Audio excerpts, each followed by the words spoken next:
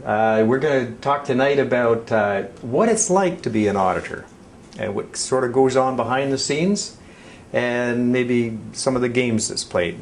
But I guess the first question I've got for you, Robert, is socially, what's it like when you say to somebody, well, I'm an auditor? How do those people react to that? Well, most people react to that is that being an employee of Revenue Canada, they don't really want to talk to you. They figure you're the tax man and that you're there to collect as much taxes as you can. They're not very warm and friendly. But when I explain what I do for a living and what I used to do for a living with Revenue Canada, they seem to lighten up, and then out come their tax questions. Everybody's always got a tax question. Now, is that because you don't work for them anymore? No, when I work for them, people used to ask me questions, and I used to assist them as best I could. Now that I don't work for them, I found that people being ex-revenue are a bit more friendlier. Yeah. And so in other words, people would be on their guard with you if you were still working for the tax department? Yes. Okay. So would you say that the average citizen's opinion of the tax department then is not very high? Well, I think we're right next to car salesmen, used car salesmen. That bad, number two. Okay. So it's pretty grim then. Yes, it is. Okay. So tell me, working for CRA as Revenue Canada, as they were called those days, formerly, yeah. You walk in the door and walk into the room where everybody is. What's the atmosphere? The atmosphere is, when you walk in that front door, you just feel the dredge. It's like 30 pounds being put in each of your shoulders. It's not a very warm environment. It's not a very caring environment. It's more work-oriented. They say they're not on production, but they are on production, and you're there to produce. And when you don't produce, and that's when they get on your case, and they create stress. Mm-hmm. So when you say you're there to produce, like produce what? Well, you're allowed so many hours per file, although they'll deny this, and they have denied it in the newspapers and that. You're there to produce. You have certain time limits to produce a file. When I was with Revenue back in the early 90s, I was allocated 7.5 hours per file for an internal audit, meaning an audit was done within the office. Okay, so that's 7.5 hours. What were you supposed to do in the file? In the 7.5 hours, I would receive what was called a T20ST, which is an internal form that they would use. And on that form, it would identify between 3 and 5 areas on the income tax return that they would want me to look at. And the tax change would be approximately $10,000. They would be looking for a $10,000 change to taxable income or a $3,000 tax recovery. Okay. So when they're looking at that return and they want you to find that money, does the money they're looking for have anything to do with it being legitimate, or do they just want the money? They say that the purpose of an audit is to educate the taxpayer. However, okay. the first Okay, let's talk about that. To educate the taxpayer on what? How to maintain proper receipts, how to tell the story, on how they incurred the expense.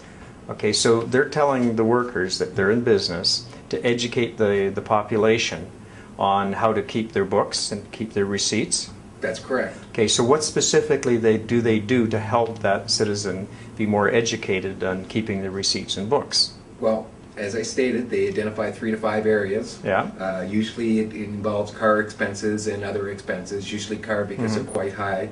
Proper logbooks are supposed to be maintained to determine your personal business portions. Okay, but do they actually tell them how to do it right, or do they just tell them they've done it wrong?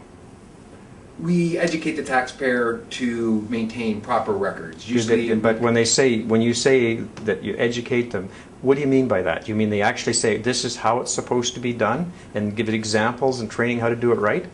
Yes, that's what we're supposed to be doing. That is supposed to be doing. Is that what the auditors do? 9 times out of 10, yes, that's what gets done. Okay. But a lot of times you'll find that there's auditors there, they're just into tax recovery money and their production, just want to get their work files done, and they're not there to educate the taxpayer, they just want to do their job. So in other words, from a practical point of view, they're not really educating the taxpayer, they're just trying to get the tax to pay. They're educating the taxpayer by assessing them for taxes outstanding. Okay, and educating them in fear, or educating them in how to keep their books? Educating in fear, mainly. Yeah, okay. Yeah, that's what I kind of thought. So, so they go into the tax return, and they're told there's specific areas that they have to look at. So what do they tell them to look for? Things that stand out that don't look legitimate, excessive expenses. Give me an example. Car expenses in excess of $20,000. Okay, so would they look at the kind of car that it was and the business, or what would they look at? They would look at the type of business the individual's in. If he's a telephone repairman and he's self-employed and he has car expenses in excess of $20,000, you're wondering, well, this guy must spend all his time in his car, right, because to generate expenses like that, you'd have to be in your car most of the time. Okay. And this goes back quite a few years. Back then is when they changed the law on the amount that you could lease a vehicle for. They set limits out on what you could lease a vehicle for. People would go out and lease the most expensive vehicle they could in order to get the highest deductions that they could. But I think around '92 they made a change in that, and they limited to approximately $500–600 that the lease would be limited at. Okay. Well, what about maintenance and repair? How close do they look at that?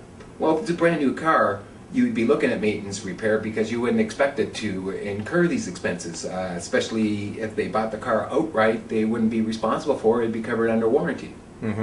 So okay, they're looking at expenses that possibly could be reimbursed, not incurred, could be lied about. Okay, so what if somebody is a small businessman, he's got a 1987 Pontiac, and he has $8,000 worth of maintenance and repair on it? How would they look at that? Well, $8,000 doesn't seem excessive, but you'd really have to look at the expenses there. He could have been in a car accident and had these repairs done and being reimbursed by an insurance company. Being reimbursed are no longer deductible.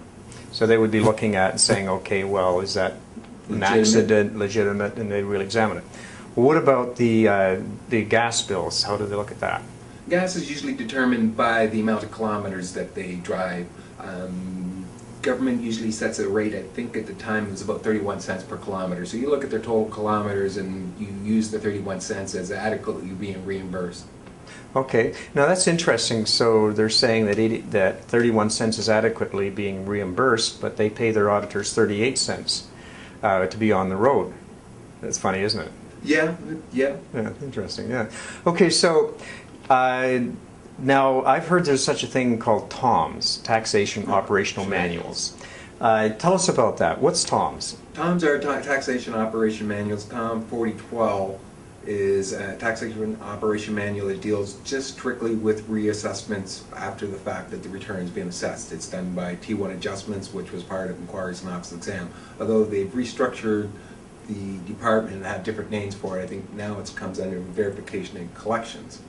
It sets out the procedure that people should be following on not only the Income Tax Act. It would have references into the Income Tax Act there, but it's more internal procedure on how to complete the information that would be updated on the computer.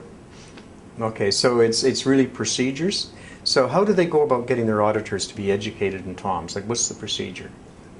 Originally, become an auditor, you usually got a few years of experience. You've either been exposed to public information, T1 adjustments, collections. You have a background that deals with the Income Tax Act and the different sections of it.